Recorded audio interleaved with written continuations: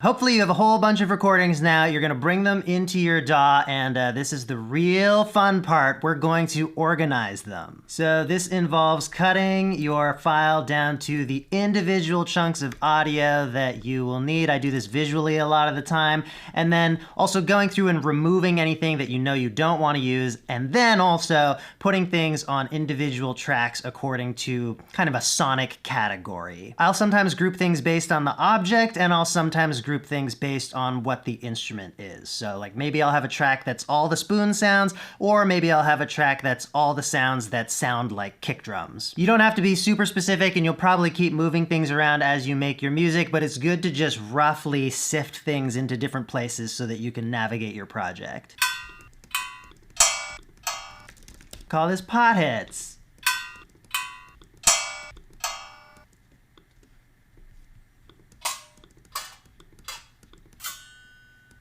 Pot claps.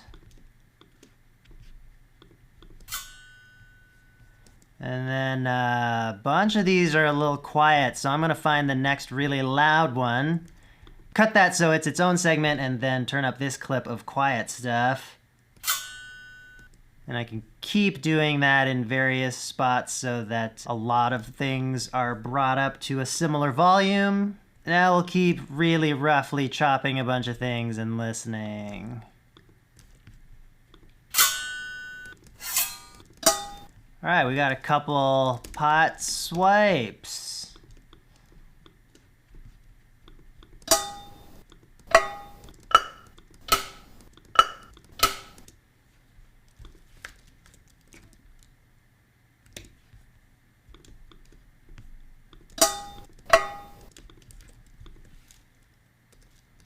Pot tones.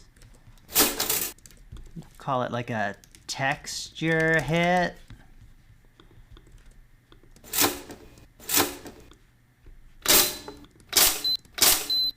Well, I'll chop that tone out.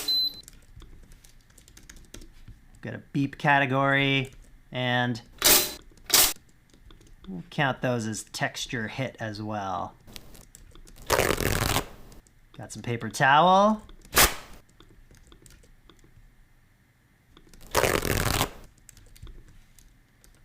Another track just called texture. Oh, where will we categorize that? Sometimes I just have a catch-all effects category that I will sort through more later. I don't really like that sound.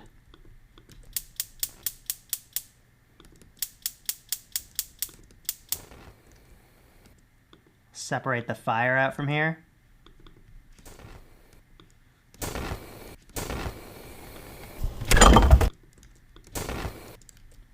That'll be texture. These clicky sounds I'll put under taps.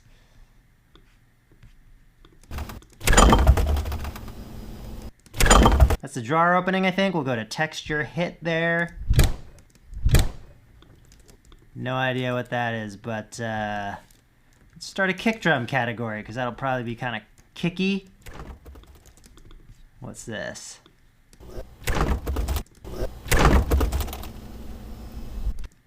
I like that as just texture. A snap.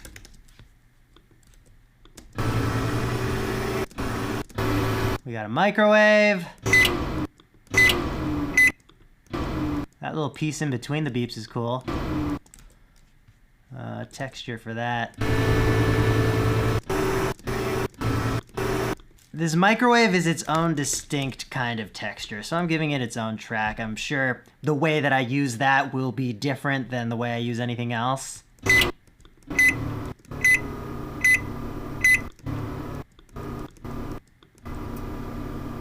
Got an interesting hum there for microwave. I'll take one of these beeps, put it in beep.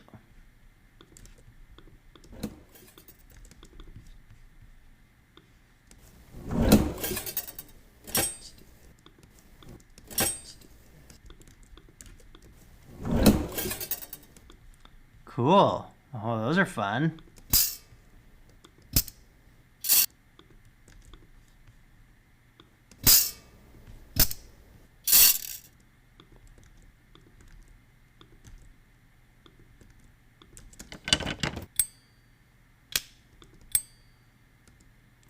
Sometimes when I come across a rhythm like this, I keep that whole thing. Like I could chop this note out, but I like it as part of this little groove here. Let's add it to its own track called rhythm. Those are the same, I'll just keep one. Oh yeah, let's go through these.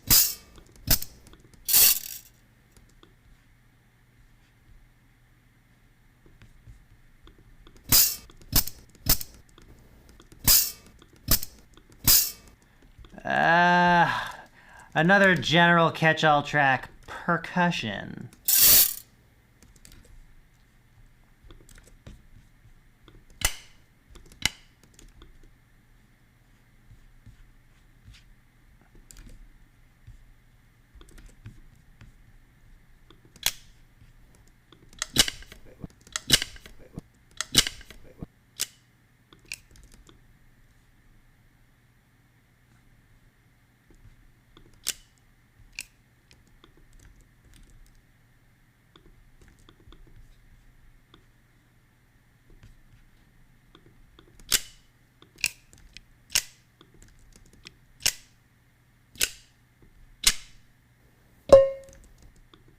Oh.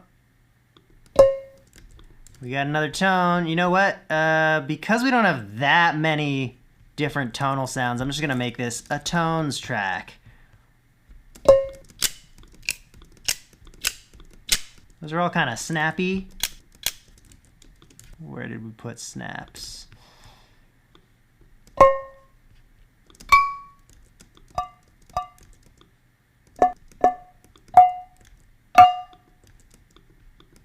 Okay, a bunch more tonal sounds.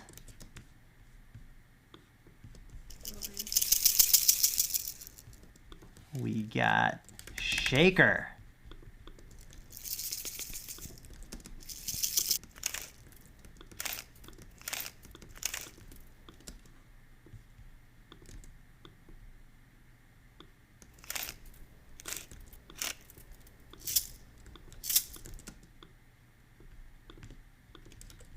These ones will go to texture.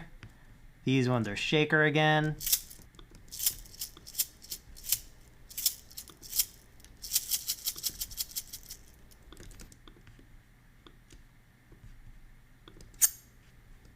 Let's turn these up while we're here.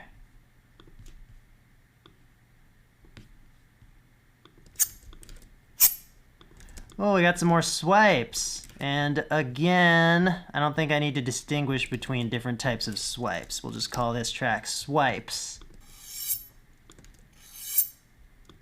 Those sounded very similar. What are they like louder?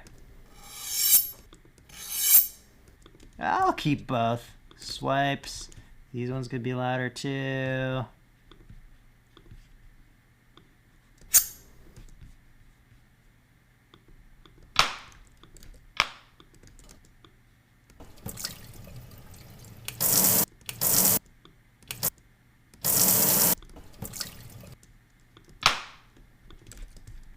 We got a tap and a texture. The sync is kind of its own noise. I'll give it its own track. Oh yeah, and then we had all the water draining. That's a great texture.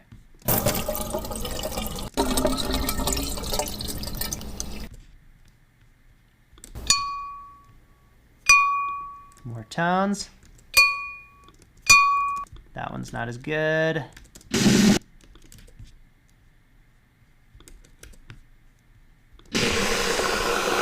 The water boiling. Ooh, I like this one. I'll keep the whole long thing for now. And put it under texture. Oh yeah, and we have a couple more things right at the end. I really like these sounds. Clap from the lid of the kettle opening, I think. Again, make this track more general, just claps, and just put that on the percussion track. So now we've got everything organized, and I keep everything kind of spaced out on these different tracks because that makes it easy to just go in and listen to things without having to solo tracks because they're all on separate parts of the timeline. One thing I do like to do though is move everything that is part of the same category close together. So that's the next step in sorting this stuff, is maintaining that space on the timeline while grouping similar sounds in time.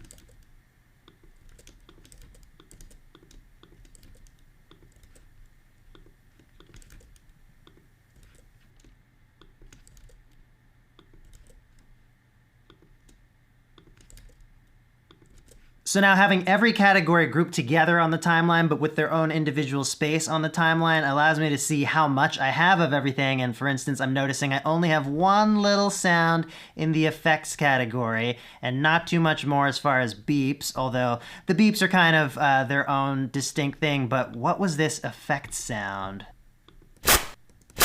Yeah, see, so I would just delete this effects track and categorize that now with the swipes.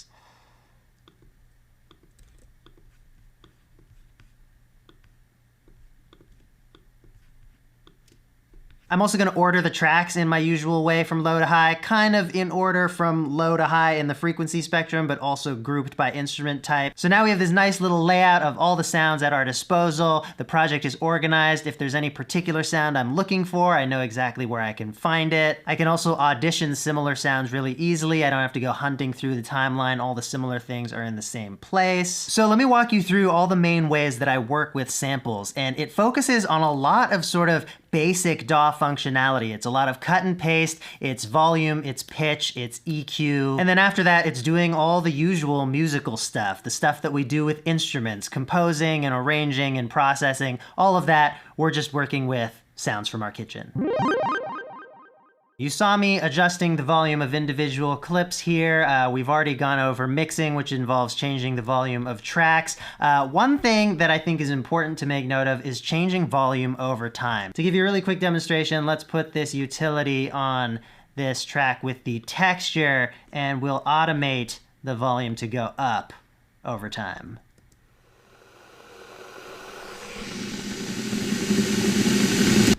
So I just picked that spot of the kettle sound, I think it is, at random. And if we have it cut off right at the top of that volume swell and maybe make that swell more dramatic, you know, make it get louder faster as it goes.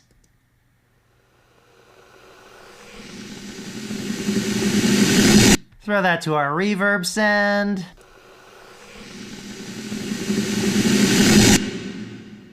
That's instantly something so interesting and dramatic and kind of emotional. Gonna undo all that. Let's experiment with some other things we can do with volume over time. So we could like cut something up rhythmically. We could do that really fast. We could do that with different curves.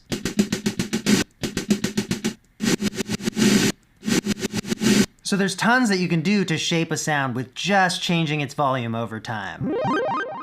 The next big element that we can manipulate is pitch. So let's grab this tone and just transpose it.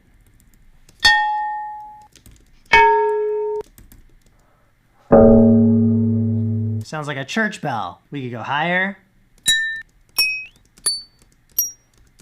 And of course, depending on the program you use, you can do pitch over time for some really interesting effects. In Ableton, I tend to use either the tones or the complex pro mode. They just retain pitch information better. And now,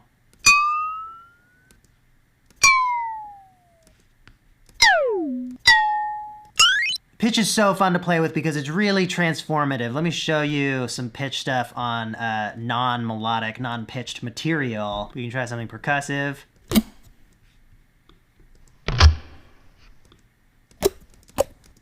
I'm really hoping some of these kettle sounds will be good.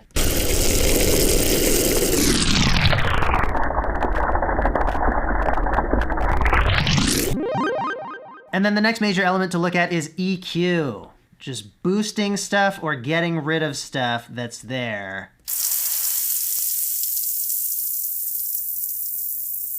Completely changes the sound.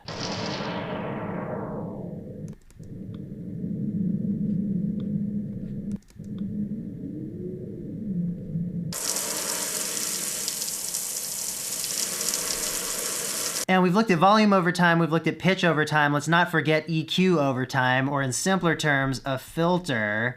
We can do some effects that are similar to what we did with volume, but they'll be more pronounced.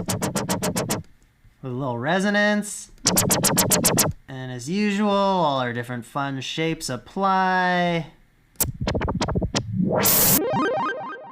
At this stage, I'm gonna more finely chop my samples so that we don't have space before the first transient. See where that's hitting. It's got some low end energy, but the highs are really coming through. So let's EQ that down.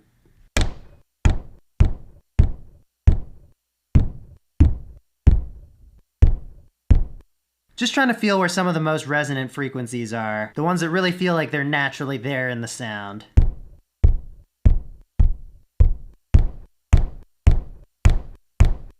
I think I do want some of that high end back, but I want to reduce the amount of that click. I think it's mainly in there.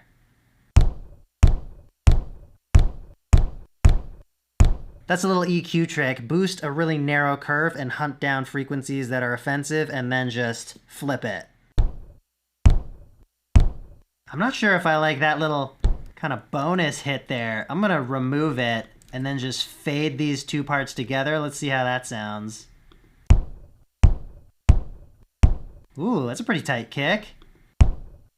Let's give that a little bit of saturation, just the tiniest bit of light distortion to drive it. The kick is such an important foundational element that it's often where I start, and especially in a sound design project, you really want to make sure that you've got some low end, because it's definitely harder to find low end sound than it is to kind of get mid-range and high end. I'm going to continue going through and editing certain sounds that I feel like are the most usable already and the ones that I probably want to start producing with first. In this process, I'll also just go through and trim stuff as I'm listening to it. Even when I was recording this, I had an idea with it. I thought this beginning part of this sound was good, but I didn't want it to ring out. It just sounded too much like it was me hitting a pot with the ring out. But if we just put a fade on it, I think it could be useful as some kind of drum. Maybe pitch it around. I think if we pair that with something else, that could be a nice high layer on a drum sound. I don't know if I want this. Let's reverse it. Another good thing to use, reverse. A lot of sounds that aren't cool are really cool when they're reversed. I'm gonna use that in the same way. Actually, I already put it on the clap track. I'm gonna fade the tail. I like it there. And it's got some character to it. Same thing, fade. What is this super quiet one? Same deal, I like it enough to keep it as a potential clap. Something I love about recording my own sounds is getting these little pre-sounds. You know, if you get a sample pack, they would just give you this. Most of the time they're cutting stuff right on that big transient because they know most people are gonna slot these in, play them like drums. They don't wanna have to wait a second before the real sound comes in. But when you've got your own recordings, you can make use of all these little details that swell into the sound that add a lot of character, I think, to a track. I like these swipes. Really fun little knife sounds. Just sounds like a baby knife. Ooh, even babyier.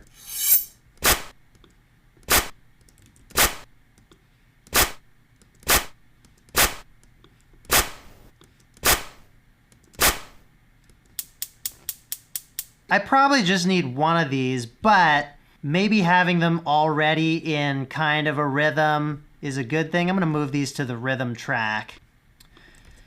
And this is another thing that adds a little bit of character. These sounds are pretty much identical, but not quite. And they're happening very, very regularly, but maybe not exactly as regularly as, say, a quantized beat. So using something like this in my track is going to be just that slight bit more detailed, more human than using the same sound over and over on a grid. I don't even like that sound, but what is it like if we pitch shift it? Ooh, yeah, there's sort of a spot here where it becomes more interesting. That's at least a good start point. We could process that and perhaps use it in a way that's more exciting than what it currently sounds like raw.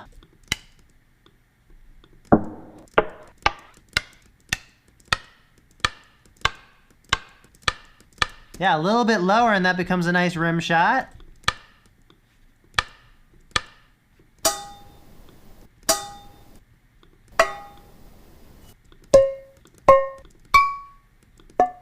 Yeah, after listening to these later sounds, I'm not a fan of our first two tones that are very metallic. Let's reverse them. Pitch shift. Yeah, I'll keep them as different types of effects.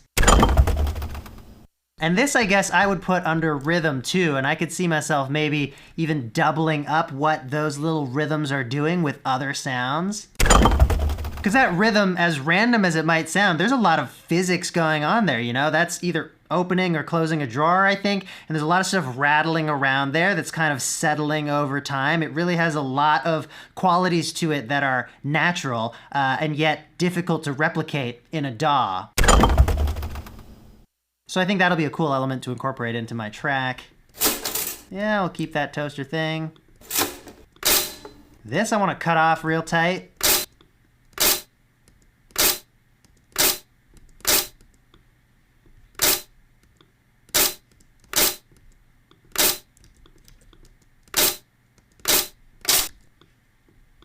Another simple example of how volume can really change a sound. Listen to the decay of this with and without this fade. It's a small difference, but I think using that as percussion in a track, it would really change the feel of it. What if we grab this on its own? And this, I'm gonna chop up. Oh, we maybe have a hi-hat here. Pitch shift it up. Yeah, and I'm just realizing we didn't even have a hi-hat track, so that's good. What if we reverse it? Yeah, maybe there's something there. What's this? Oh yeah, that was a little piece of microwave in between the beeps. That's a whole story right there. Moving it to rhythm. That's some weird kind of kick that I'll use sometimes. Let's put it right at the front near the kicks. So we have done a round of organizing and editing and just the starts of sound design. Just the most immediate things that we can do to some of these sounds so that they're as usable as possible before we dive into music production. All right, we're gonna start with these kick drums. I kind of like this rhythm that I found just by slowing it down.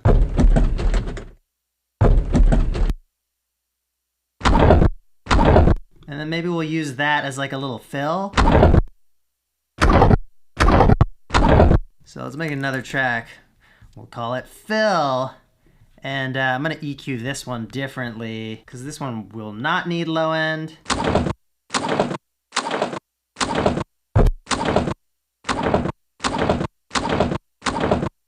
I'm gonna throw that fill over here out of the way for a bit. I'm gonna consolidate this just so that it's one file. If you don't have this kind of consolidation function within your DAW, it's the same thing as exporting the audio as its own little thing rather than having to deal with that cut in the middle where I faded it.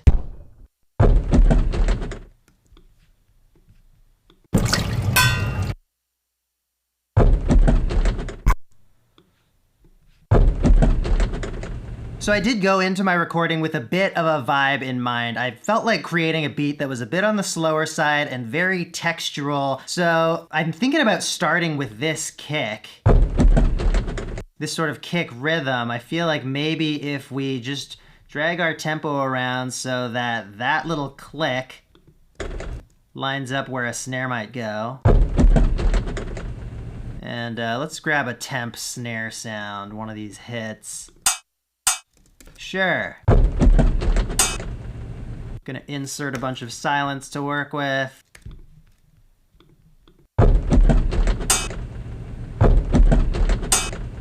And let's fine tune this pitch shift to see what this kick drum pattern could sound like. I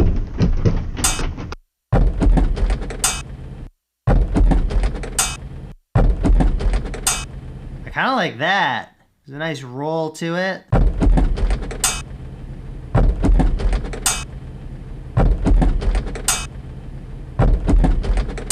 And then I'm debating about keeping this background noise in. I'm gonna take it out for now. Let's get our snare sound sounding cool. I'm thinking about that kettle. Okay, yeah, I like that clap from the kettle closing. Let's put that on here.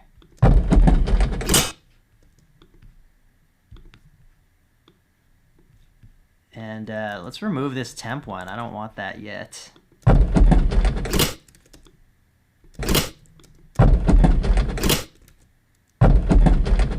Something I think would be cool actually is having the snare be a little different on each hit. I'm going to use the kettle sound each time, but I'm going to accent it with different additional sounds.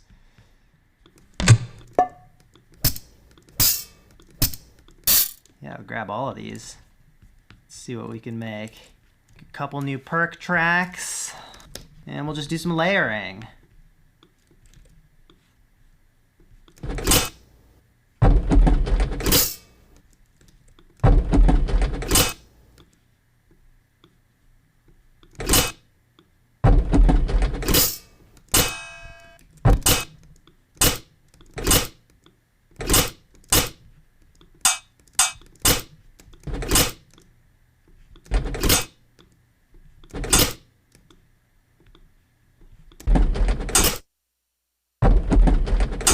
Oh, is this almost like an open hat?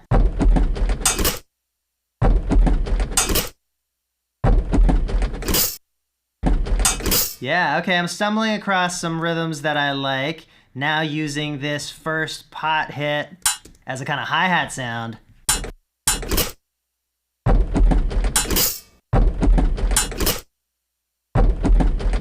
Yeah, definitely going for kind of a wonky groove here, but just to help us keep time, I'm gonna put a really standard offbeat hi-hat sound. Let's use a shaker, actually. Yeah, that was the pepper grinder, that's pretty good. Gonna pitch shift it up so that the whole movement of that sound is quicker. A little too far.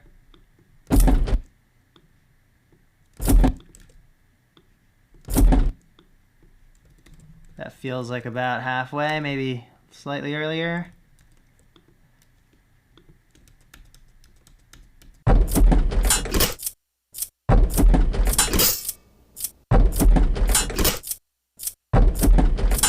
Now this is too early. Let's put it right on beat.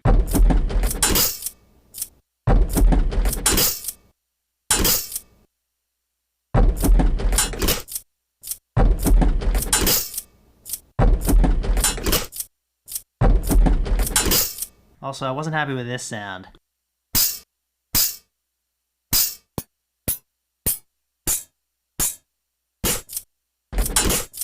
Yeah, that's better, a little tighter. And is the tone of our clap where we want it? Let's pitch shift it and see.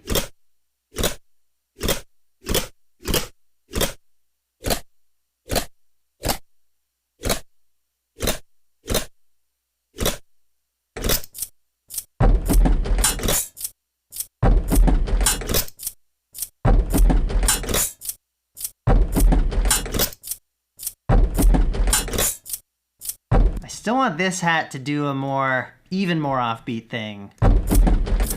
Maybe it needs to fade in, not be quite so aggressive. Yeah. Now I can go earlier. Even the first one could have a slight fade to it.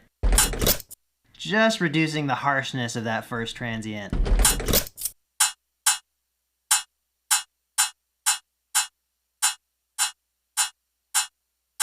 Maybe we'll pitch this one even further up.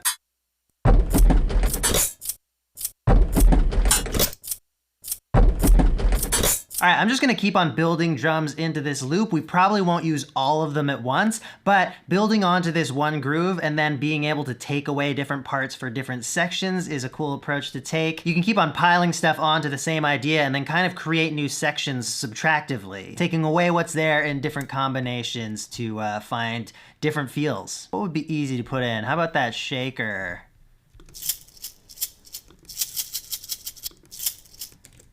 Yeah, let's make another shaker track. And I'm just gonna pitch shift this around until it matches our tempo. We'll have to put the first beat on a metronome hit and then just move the pitch around. That's good, but I'm feeling it as double time. So if you ever want to double something or have it, remember that an octave is twice as high or twice as low. So pitch shifting something by 12 semitones or 1 octave creates that exact doubling or halving in tempo. Yeah, I'm gonna grab the first 2 beats of that. Got a bit of background room tone here. So what I'm gonna do, I'm gonna use a plugin that's really helpful for cleaning up this kind of consistent background noise. It's called Sound Soap. It is not free, unfortunately, but it is super helpful. You just play a part of the file that contains only the noise you wanna get rid of and click Learn. And it reads like the mix of frequencies in that noise and removes them kind of magically. Sometimes you can hear that it's affected the sounds that you do want to keep, but it usually does a pretty good job.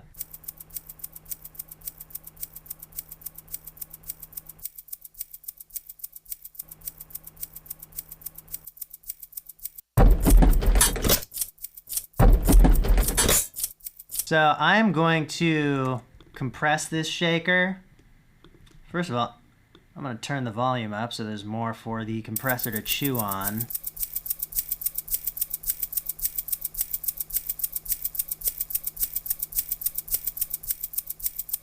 And now what I think I'm going to do is warp it, and this is an Ableton specific feature, but it allows you to keep the timing of a clip the same even if you change the pitch of it. So now that I've found the timing that I want for it, I can move this pitch around without affecting the speed of it. Not only that, but you can warp time. So I want some of these shaker beats to be a little bit later.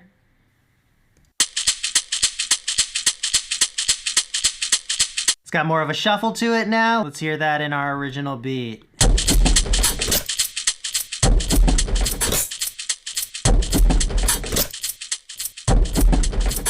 This shaker's a bit late now.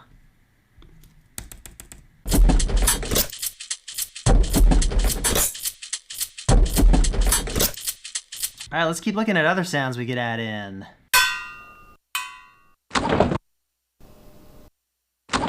Oh, we had that fill. Let's just put that on the tail end of our loop. Line it up here.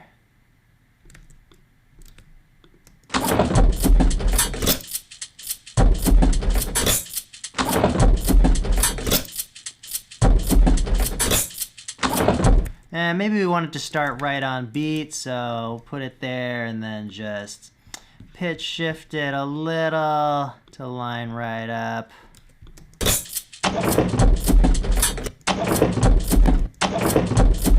Actually, there's kind of a second beat in it that I'm gonna line up with another, I guess it's a 16th note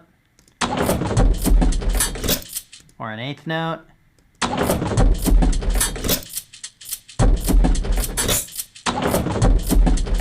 Yeah. Almost feels like it's playing a triplet drum fill. I'm gonna add 2 more claps. Let's keep layering up these little clap snares. Which one do we want first? That one seems like it's bigger. I'll put it on the second one.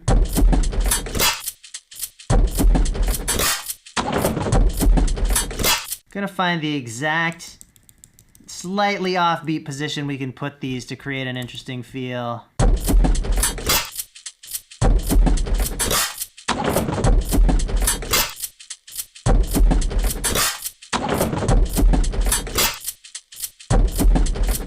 Yeah, they're a little loud, and I might try pitch shifting them too.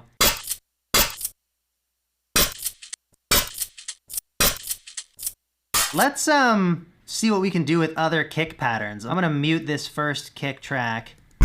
Let's play with some other ones, just to create variations.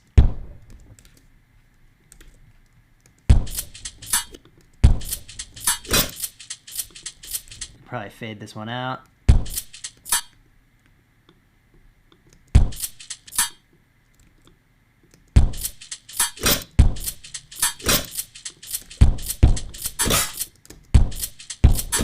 Shuffle.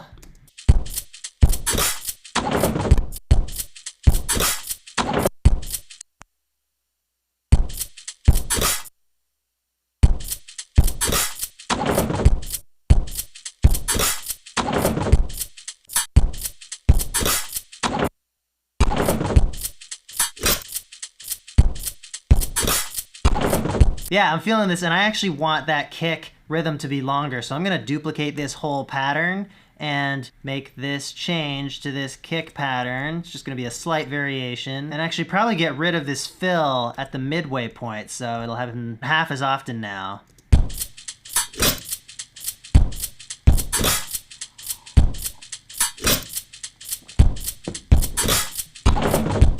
Maybe this kick can be different on the second repeat.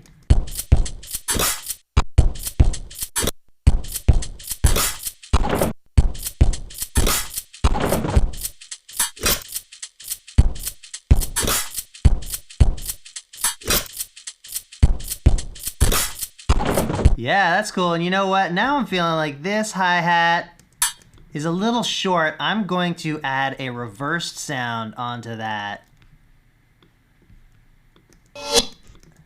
Speed these up. Where were our other reverses? I did not stay organized. I know there were a couple more. Found it. Let's move it over. I think that first one will be the best for our purposes. Let's move this reverse track closer to our hi-hat. Let's actually move these hi-hats off the pot hit track and onto their own hi-hat track, because that's a new category. And we're gonna put this reverse track here. Hopefully be able to use it to extend this hi-hat sound.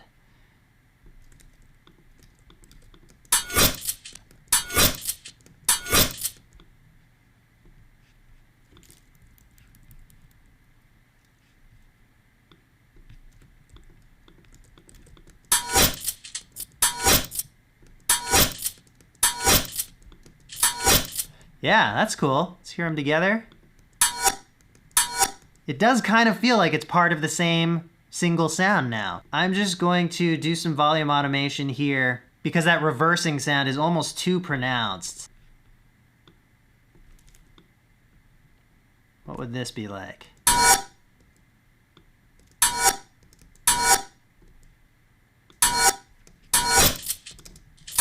Yeah, and then turn that sound down. I like that. It still swells a little bit into that clap sound, but it's a bit more consistent. It's not so dramatic. How often do we need this? We'll match it with that hat the second time the pattern repeats.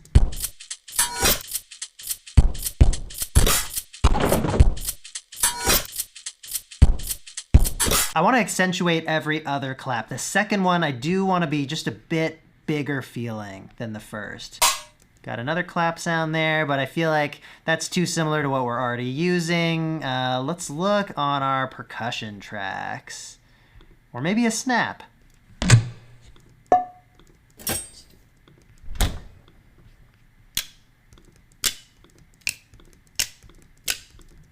Oh, these are some really tasty snaps. I think I'm gonna layer them in now since I'm looking at them. And I don't know if I'm going to use them as part of our clap or if this will just be kind of a new section where instead of claps we have snaps. Let's just see what it sounds like to put a different snap on each of these clap spots.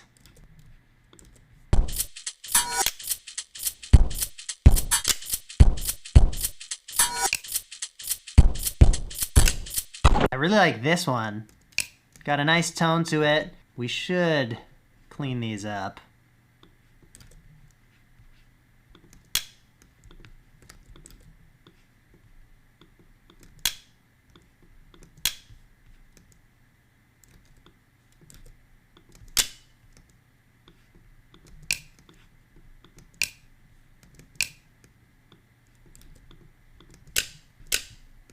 I think that's going to be our main snap. And I'll put it on every 2 and 4. Turn it up a bit. And now we'll layer it with some of the other ones, and we'll use different ones each time.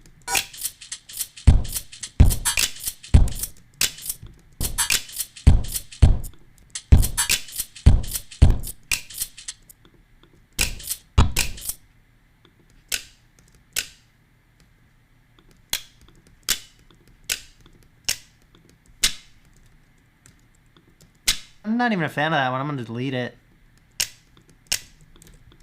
So actually this is perfect. We got 4 other snaps, and I think, again, going to alternate between kind of a quieter one, kind of a louder one.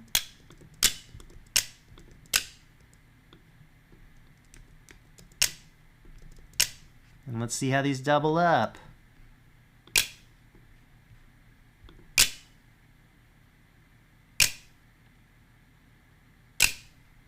Yeah, I like that. This one was a bit loud. I'll bring it down.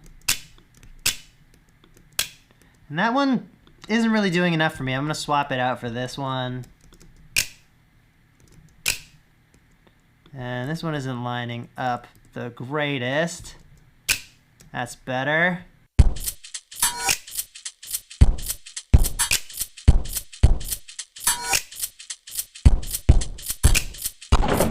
Yeah, I like that. So we've got one snap giving us the consistency of that instrument, and then the other ones adding on to it and giving it a bit of a humanization. Okay, let's have a play maybe with some swipes now, since we have a lot of the major elements of the beat down, and now we can get into some, I don't know, maybe I'll call them microfills, little parts of the beat that aren't some of the main instruments that we think of in a drum kit, but that can maybe be part of our percussive loop still. I mean, in a way, these might also function as kind of intermittent hi-hats.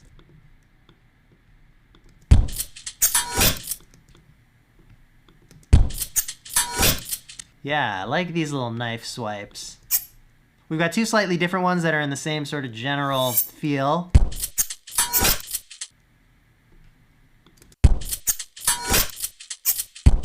Swap them. I like that groove.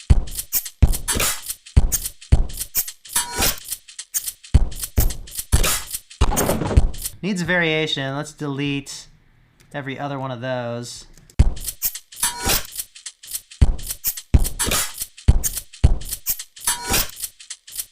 And this is a little high pitched, maybe. Let's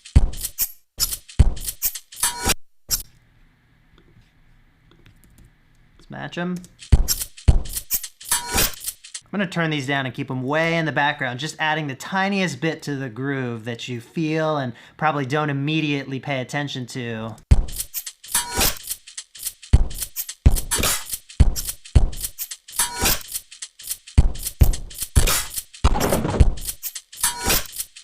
Okay, that's cool. I'm going to insert some new time here and create a new section just taking the foundation of this beat, so just kicks and claps, because I want to explore a different idea.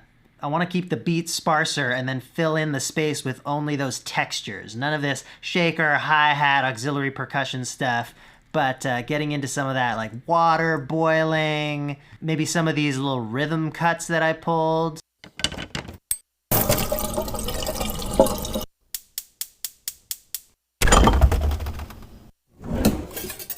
Actually, wait, what does this sound like reversed? Ooh, that's cool. I mean, I still like the idea of using that kind of ricochet rhythm, but there is a lot of room tone in here that might mess with that plan. Let's see how that sounds with Sound Soap. Let's, I'll just call it ricochet. It's not really what the sound is, but it's what it made me think of. And I know what that is in my project now. All right, so let's Sound Soap that.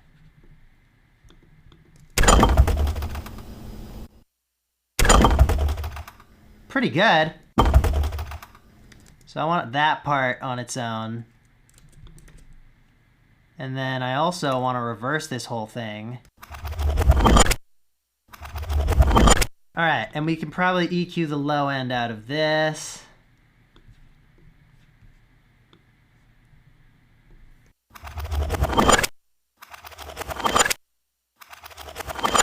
Maybe even a bit of the highs.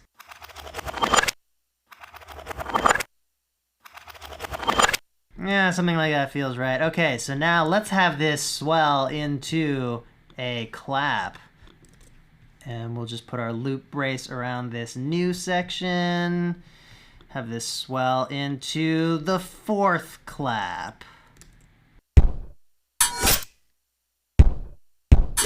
Oh, I copied some of these hats by accident, but I'm fine with them. Just don't want that like really shuffly, groovy stuff going. These little accents I'm gonna keep for now.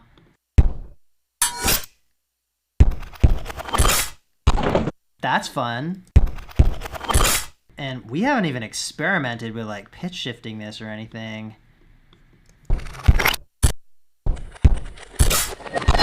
Oh, it's cool low too. So I'm gonna yet again move this to its own track. We'll have ricochet and we'll have ricochet reverse.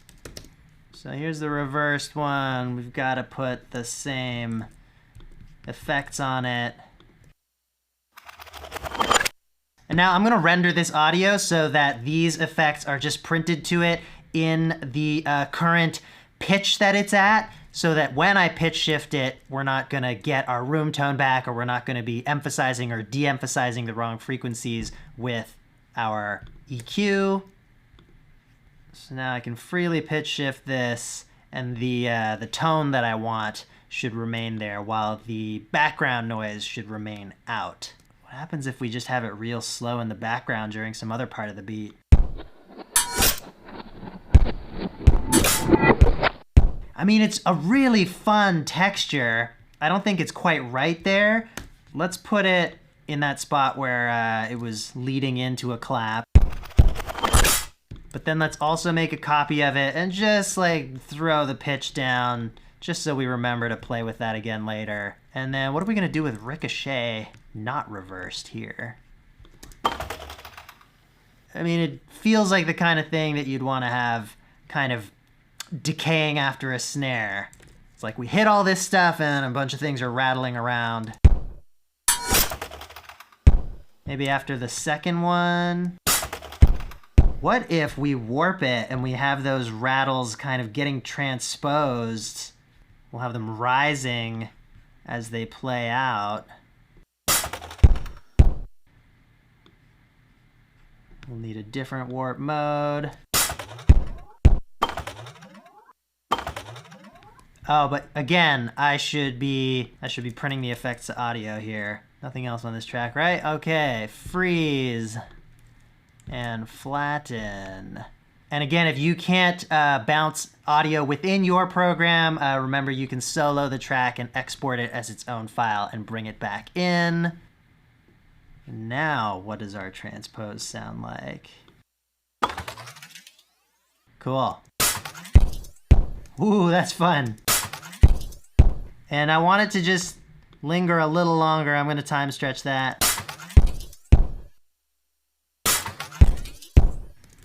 Yeah, oh, this is gonna be a really cool, like, glitchy textural beat. So that's coming out.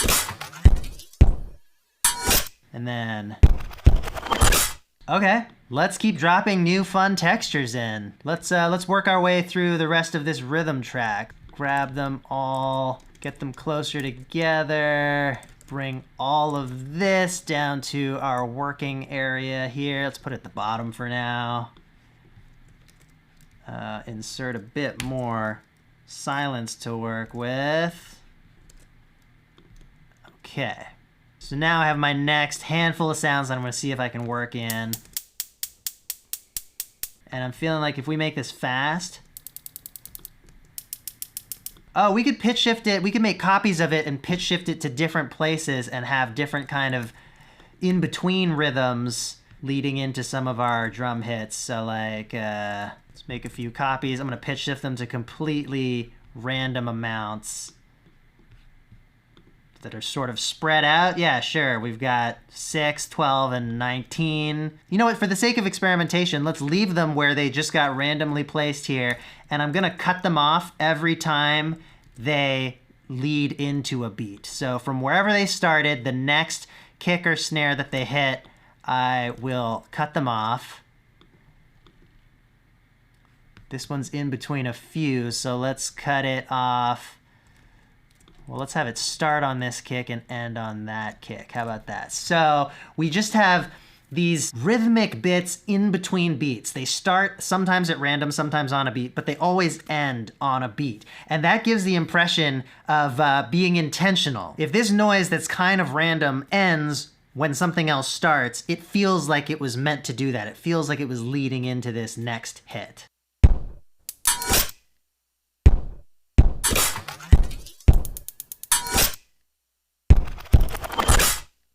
So there are moments where it's a bit awkward because it is still fighting with some other rhythms that we have going on, but that's the general idea. If we make the start points more intentional, like this happens right on beat, I'm feeling like it could speed up and have more clicks before we get to that clap. Yeah, and then this one, again, if we start it on beat, and I don't know how many clicks we want, let's use all of them. And again, actually, let's do some interesting pitch transposition automation. See what would happen. Yeah, I kind of like just the end of that. That's fun. Let's try different warp modes. Ooh, there's an interesting texture on the Complex Pro mode. That's fun. Okay, I'm hearing an interesting variation to the rhythm here. We could be like, kick right there with these other clicks.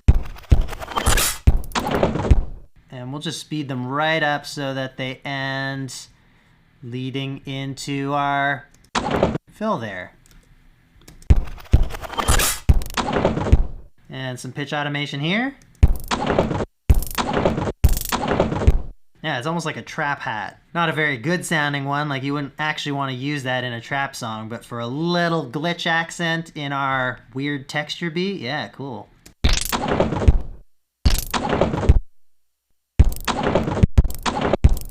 Oh, I kind of like this artifact that happened with a certain grain size where I guess it's just such a big grain of audio that it's trying to use to warp that we don't actually get all the clicks. We just get that. So I'm going to make a copy of this, and again, we'll have a variation. We'll have the version with that kind of crunchy rising click and the simple accent. So let's duplicate this, make some space for it, and we got a variation where we'll delete that one, replace this one,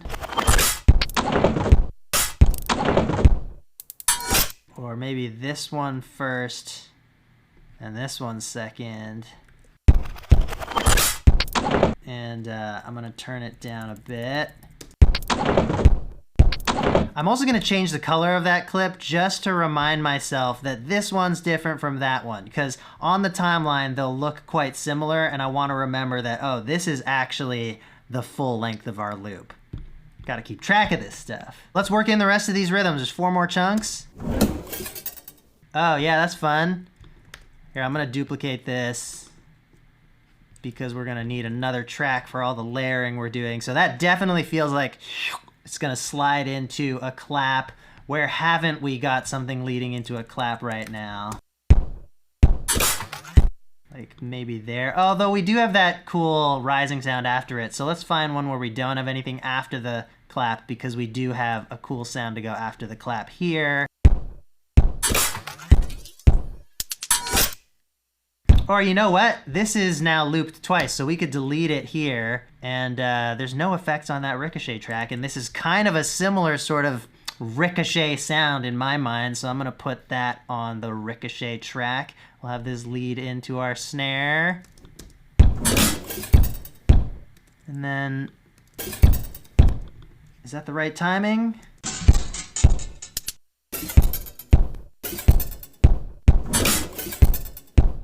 Cool. The first half of this sound is definitely a little too loud though. It was kind of taking over the clap, I think. Although this is making me realize our kettle is pretty loud too. Okay, other rhythms. That drain. Let's just play with this by itself, because I feel like reversed, pitch shift, there could be a lot of interesting artifacts.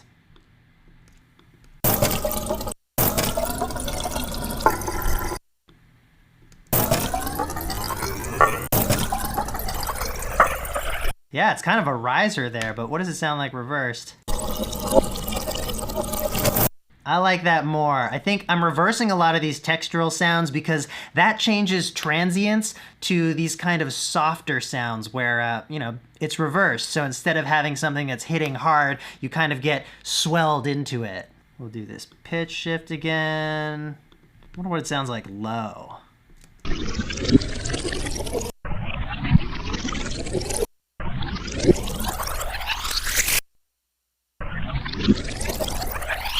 Definitely going to EQ the low out of that because there's this one little chunk that, that little bump right there, plus all of this low end information that we don't need. Alright, maybe I'll just dip it there. Yeah. I'm okay with it being there as part of the texture, I just don't want it to really stand out. So let's use this at the end of our beat as a little riser. Ooh, and I'll just warp the end of it so that it ends right on the beat there. We don't need this extra part. Fun. Okay, what's this? Oh yeah, it was a really, compared to all the stuff we've just been doing, a much more basic sort of rhythmic sample. Well, here's something interesting. There's two very clear accents. What if we use those to accentuate our snap clap sounds? So I will just line up the first one to a clap, pitch shift this until the second one lines up, and then we'll see where all this other rhythm falls. I mean, I like what this one's doing. That's a cool addition. I think this is a bit messy, but that's kind of cool. What if we warp that, pitch shift it back up? Yeah, in this beats mode, the warping is creating an interesting rhythmic artifact. That could be something fun somewhere. Like there's a blank space. What if we just throw that in here? Or it could layer up with these clicks.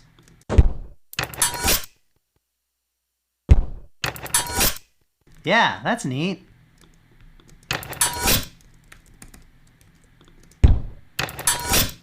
Just adds a little bit more interest to this part that's just a few high clicks. Let's get in this final rhythm sample.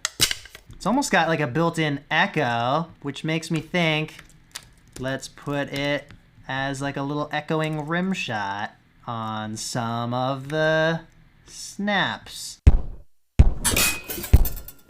Thinking this one? Yeah, there's nothing after that, so this will create a little interest. It was kind of cool being too early as sort of a different rhythmic accent. Yeah. Yeah, I like that a lot. You see how much of this process is just kind of accidentally discovering neat sounding things, being open to exploring. But I do like that rhythm idea still. I'm gonna put a delay on this. You know what, I'm gonna make that ascend. I'm hearing like a fairly quick delay, maybe filtered a bit, don't want all the high end. And I'm just gonna send, not that whole rhythmic sample, but just the one big part here. That's gonna go to our delay. See what that does. Yeah, even a faster delay. Let's go with the time mode. Ooh, yeah, getting there. More feedback, more filtered.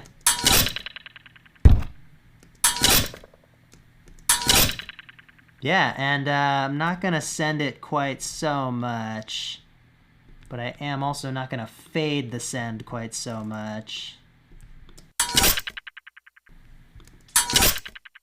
Yeah, it's just a little detail. All right, and the last thing for this session, I'm going to work in some of these bubbling water sounds. I think there's a good chunk here. New track, bubble. And I'm gonna filter this severely. Yeah, I just like this as a little bit of almost like vinyl crackle, just some texture over the whole beat. Let's see how that works. And I'm also gonna loop it just like this. We won't even worry about where on the beat it's landing because it doesn't matter. It's not gonna feel like a regular loop in the background. It's just gonna be some floating texture. I'm gonna EQ it with the beat playing.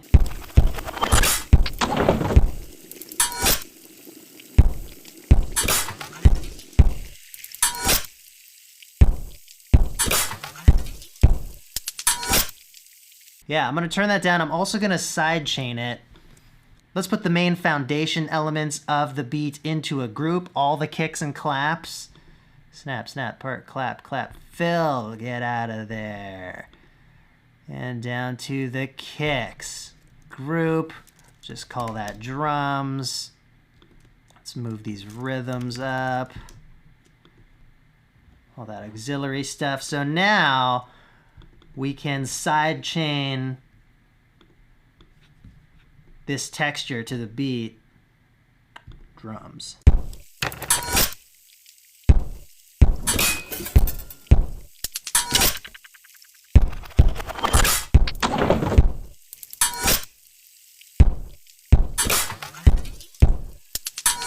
Just so that it's not constantly there and it'll swell into each of our drum hits. Let's solo just that in the drums. Really long release time, giving us that breathing feeling.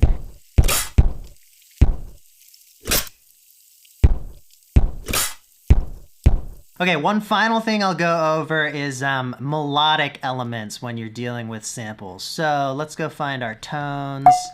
I think that glass is gonna be the best one to work with. So I'm gonna open a new MIDI track and I'm gonna use a sampler instrument. And a lot of samplers will do this great thing where if you bring a sound into them, they will map it automatically across a keyboard. So now let's look at this sound in this sampler. As I play it, maybe we want a gentler attack.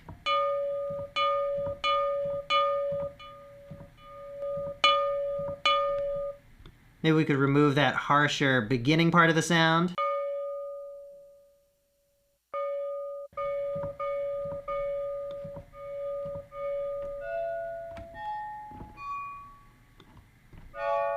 Another great thing that some samplers let you do is loop part of the sample. So once you hold down a note, it can continue to play.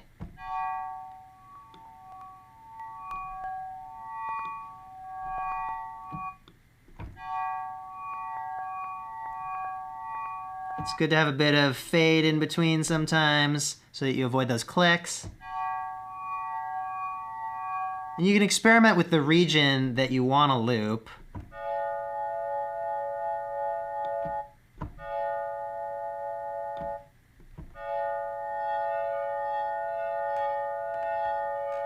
As you can hear, because of the volume of the original sample, having this loop introduces a little bit of rhythmic artifacts, which may not be what you want all of the time, but for the sake of my track, I'm actually really enjoying this, and I think it'll add to the texture. I tend to prefer the forward and backward sustain mode. It's a bit more natural than the just only forward.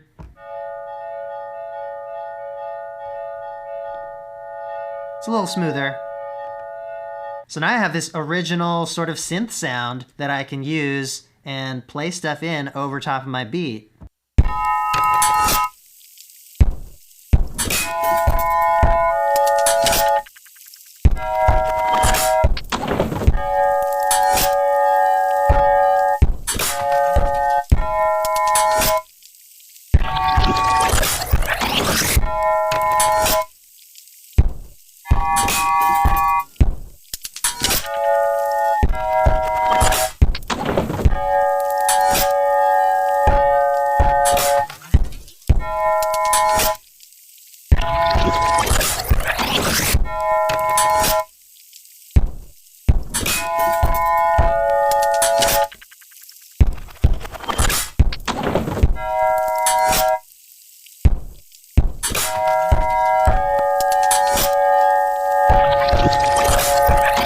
So those are the basics of working with samples. You're going to edit down to the pieces you want to use, and you're going to manipulate the volume, EQ, and pitch. And remember that all of those things can be adjusted over time. So volume over time, EQ over time would be more commonly like filtering, and then pitch happens both with adjusting pitch curves over time, but also using pitched sounds in melodic and harmonic ways. Also remember that even though we're dealing with some weird samples, some weird sounds now, all of the stuff that we learned in part one still applies about how to come up with ideas and how to structure songs and different ways that you can process audio with effects. All of these are still tools that you should be using and skills that you should be honing as you work on project number 2. So with that, I will invite you to get started on that now, go record some sounds, and go see what you can make with them.